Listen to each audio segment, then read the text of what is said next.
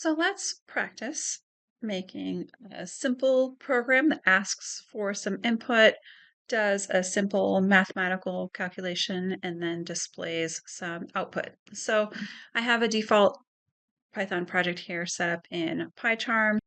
So I'm going to go right click here, go to new Python file. And then for the file name, this is going to be a real simple retirement calculator. So I'll just call it retirement calc.py. And then you can see my file up there. I do not need the Project Explorer for this, so I'm just going to minimize that. So here I can write my Python code. We should write comments. They are excellent. They help us understand what the program is doing. So create a simple Python retirement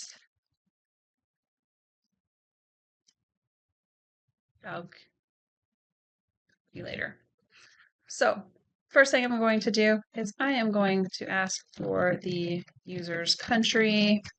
So I am going to create a variable called country, and I'm going to set it equal to input. So that's how we easily get input from the user, is by calling the input method, open and close parentheses, and then in double quotes, we'll put whatever the string is that we want to give to the user so we can get the proper input.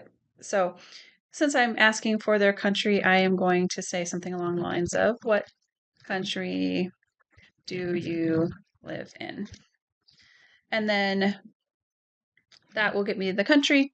It'll be assigned to the country variable. And then I am going to ask for the user's age. And for this, I am going to also convert it to an integer, which is a whole number. So I'm going to create a variable, let's call it age, equals, and then I'm going to cast my input this time as an int. So whatever the user enters, I'm going to try to cast it as a number. This is a very basic, simple, like proof of concept type project program. This is not good for a more having a more robust program, because what happens when the user types in, maybe they spell out the number instead of giving us the digits, this code will fail. So just keep that in mind when you're testing. Just use numbers, please, so you'll cause yourself less headaches. So I'm going to ask, how old are you? And then that should be good for that. Again, this code will cause an error if the user enters in a string value. But we're going to assume that our user knows exactly how to use this, because our user in this case is us. So then for this, we are going to set up another variable called, let's call it retirement age. So set a variable that holds the retirement age. And let's say that in our country here that we're making the rules, so we're going to say our retirement age is 50. And then what we want to do is we want to calculate the difference between the retirement age and the user's age. And again, for the purposes of this example, we're going to assume our user is going to enter a number less than 50.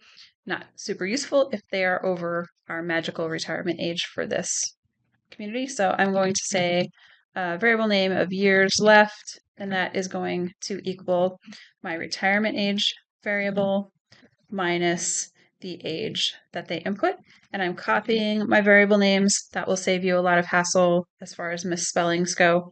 So I have all of the logic of this program done. I just want to display this information to the user. So display the information back to the user. And for that, we will use print statements.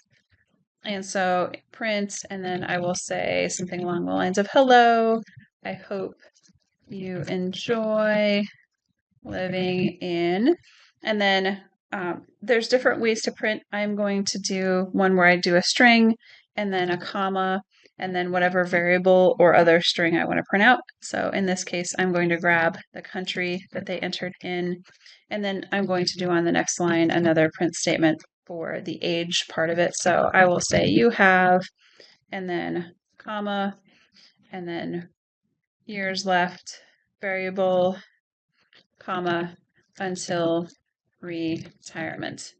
And when you use this particular print syntax with the commas, it'll automatically add in a space between basically where there's a comma, it'll add in a space when it builds the string.